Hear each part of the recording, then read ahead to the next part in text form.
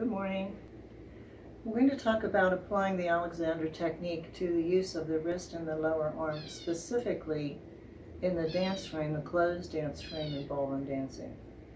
So if we were to talk about this use in dancing as a whole, then this would be a really, really big topic, or even your everyday living. And I will demonstrate how we use these different motions in picking up a cup or something that you might do in your everyday life. But I'm going to use Robin Gilmore's book for an illustration so that you can see the bones in the lower arm and the wrist and how they work. Now, Bill Conable, who was a wonderful Alexander teacher and also was the cello chair at Ohio State, developed this term or description called body mapping in his teaching of the Alexander technique. The body map is in your mind, and it may be subconscious. In fact, probably is. We're not really aware of how we think we're constructed or where our joints are unless someone asks us to think about it or describe it. But if we imagine that we can rotate our wrist at the wrist, I'm holding my arm bone still. It's not going to move. And so if I insist on doing that with my body map in my mind, I can strain these muscles and cause injury. Now, I can move at the wrist in certain directions, but I'm not able to pronate and supinate, to turn in and turn out. That has to be done from the elbow.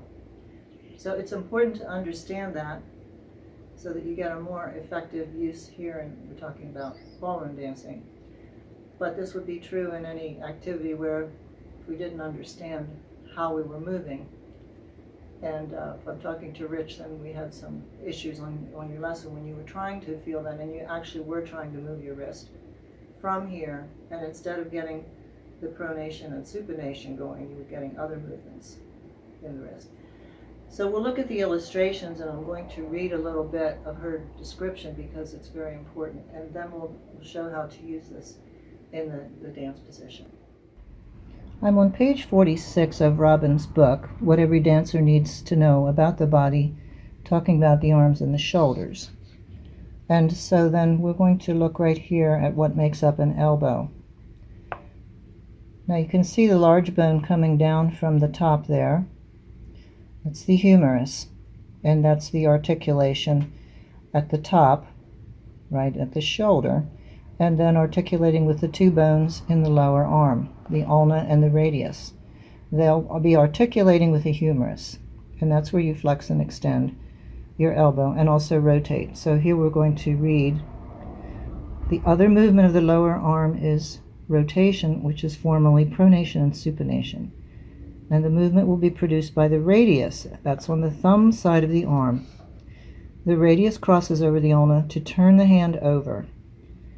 When moving the palm up or palms down, you need to be very clear the action is taking place not at the wrist, but at the elbow and around the ulna, not the radius. Now we'll go over here and take a look at the supination and the pronation. Now the support for your arm, and Robin describes this on the previous page, this is coming from the little finger side, from the tip of the scapula, that's your shoulder blade, to the tip of your pinky, your little finger.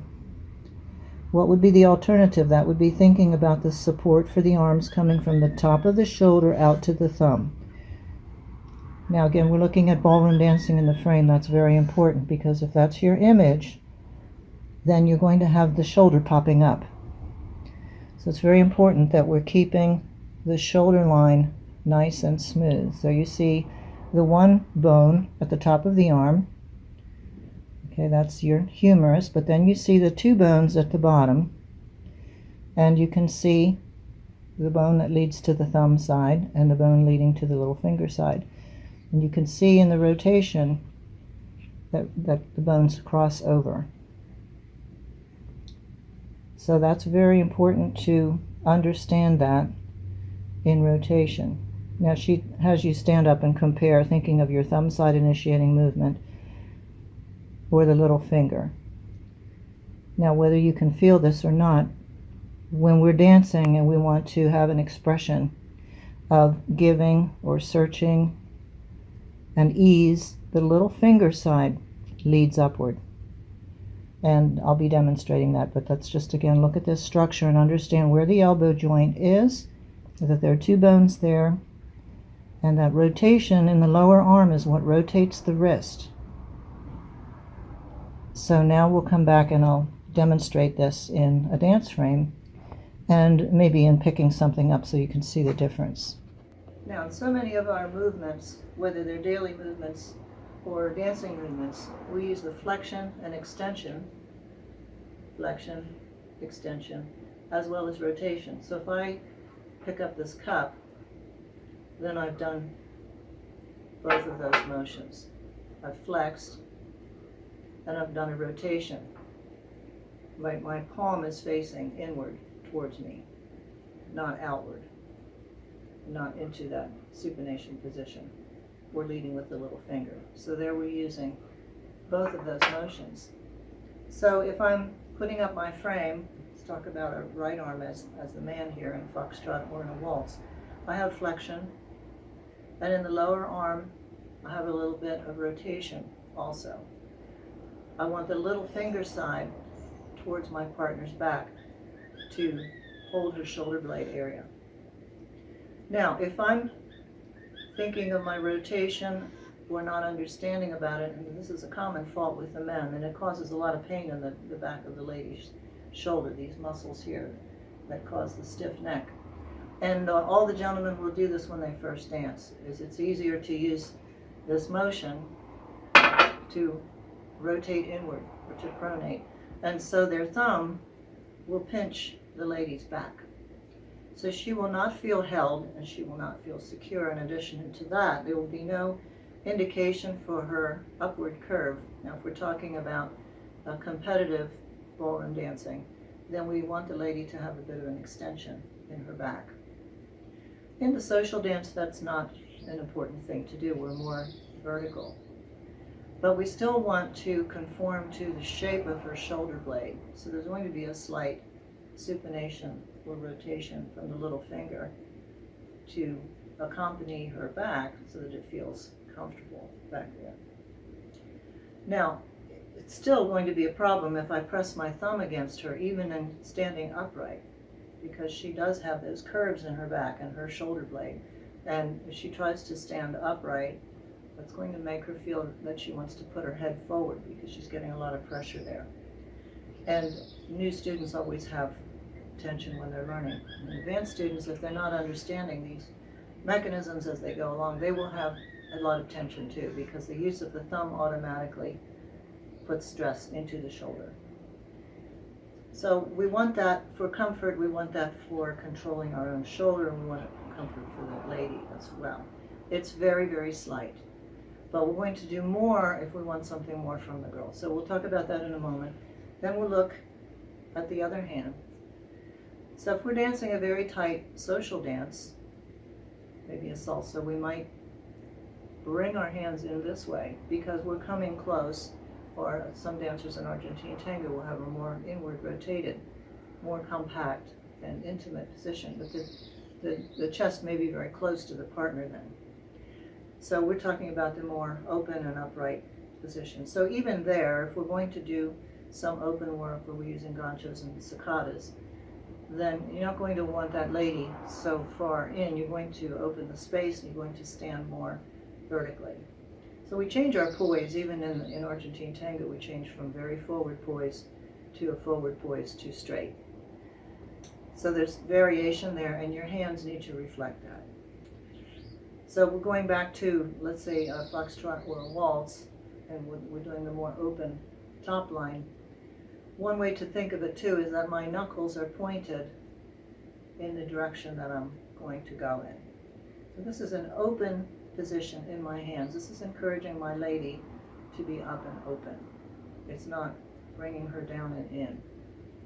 So once again, I've got flexion and rotation. It's not a lot. So if I do a lot, again, I'm putting stress. It's just a little bit so that when the lady puts her hand in there, the man's wrist is straight. Now, when we say the man's wrist is straight, this can be misunderstood too, because someone may think the flat of the hand there is straight. It's actually a line going out of the thumb that way. There's your straight line, so that the lady's wrist will be softened, again, by movement in the man's wrist. So what we need for the ladies to understand, they're doing the same thing, is they're having these open hands or the rotation slightly from the little finger side. She needs to allow for her wrist to be flexed by the action of the man. So if the man has his wrist broken, you see what happens to the girl. And again, these are common faults for beginners. And some people that have danced a long time do them too if they haven't been corrected. So for the best function and the best direction and signals and the most beauty, we have this very slight supination of the hands, little finger side coming in. Now, we were talking on Friday about how the hands are used in the promenade position. So what they're doing is they're agreeing with the direction you're going to go in. This again is not something visible to the eye. If I can see someone doing it, they're exaggerating it or they're doing it too much. On the other hand, I can tell if it's happening if there's a lot of ease and the direction is easily felt. So when my partner is in closed position, I have my hands open right now, but my knuckles are pointing in the direction that I'm traveling. And my hand is curved around on her back. So that's the direction there. You could form a curve. When we go to promenade, we want that to open.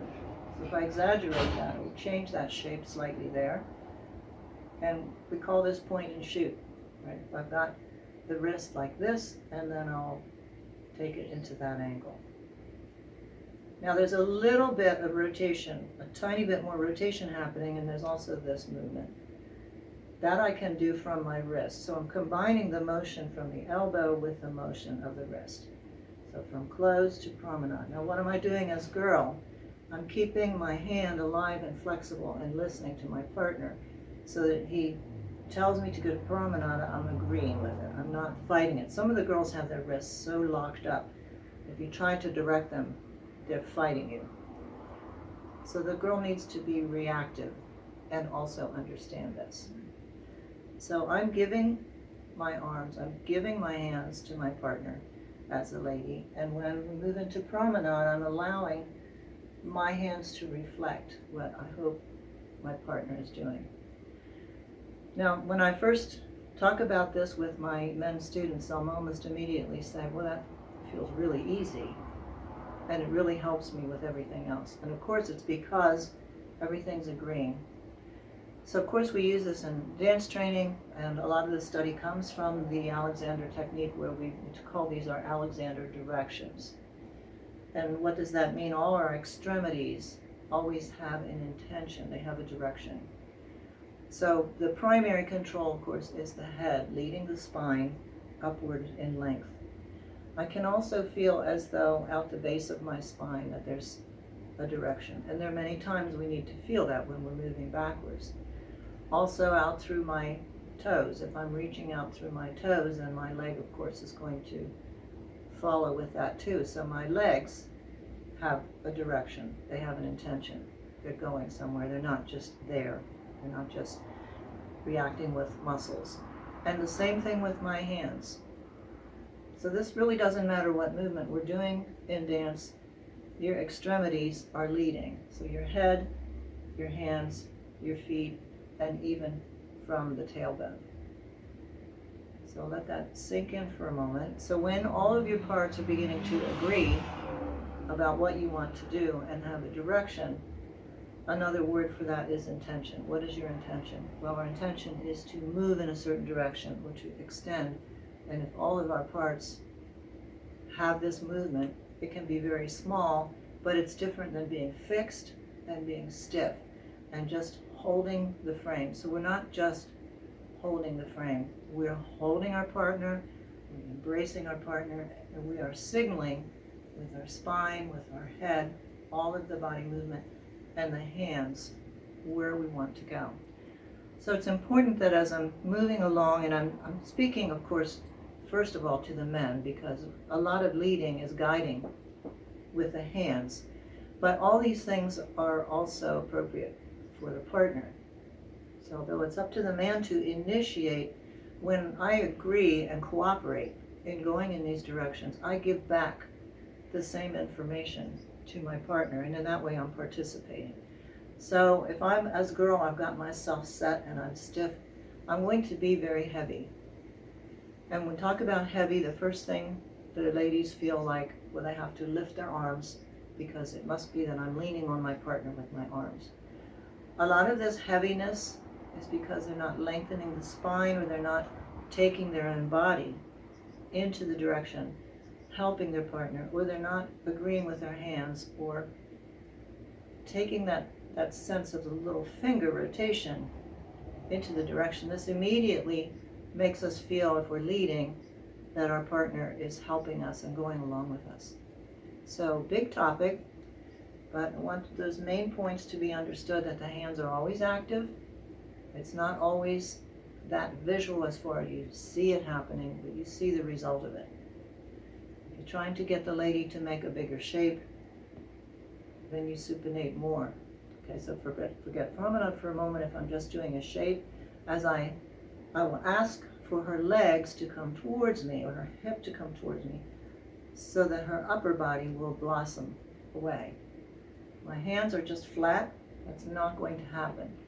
She's going to do that because I told her so, or she's trying very hard, but she's not going to feel inspired to do it. So this is asking for my partner to create more shape, and this is asking for my partner to go to promenade, and this is asking for my partner, say, to come outside.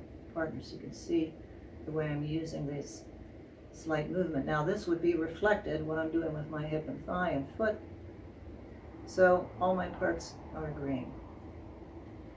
So that's a small bit of explanation in the closed position. I'm sure that we'll have some questions there to come up with, but I hope that helps, and we'll do a little experimenting to make sure that you can feel how the movement, the rotary movement in the wrist, is coming from those two lower bones in the arm, and how the one bone rotates around the other from the elbow.